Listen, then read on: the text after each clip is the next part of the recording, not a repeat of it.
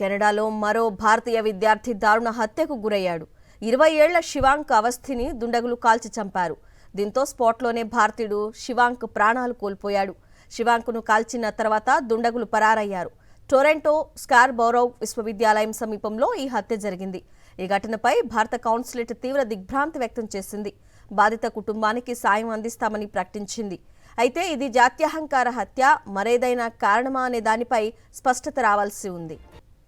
శివాంక్ అవస్థి స్థానిక university of Toronto స్కార్బోర్లో campus student. పట్టపగలే క్యాంపస్ ఆవరణలో కాల్పులు జరిగాయి. పోలీసులు ఘటనా స్థలానికి చేరుకునే లోపే నిందితులు పారిపోయారు.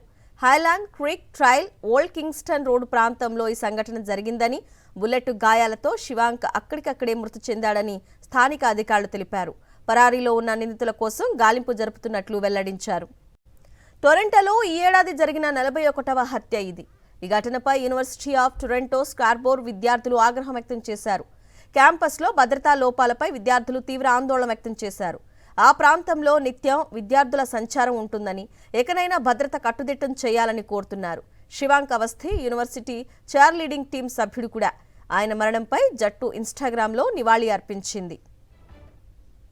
టొరంటోలో తాజాగా హిమాంషి ఖురానా అనే భారతీయ యువతి దారుణ హత్యకు గురైంది.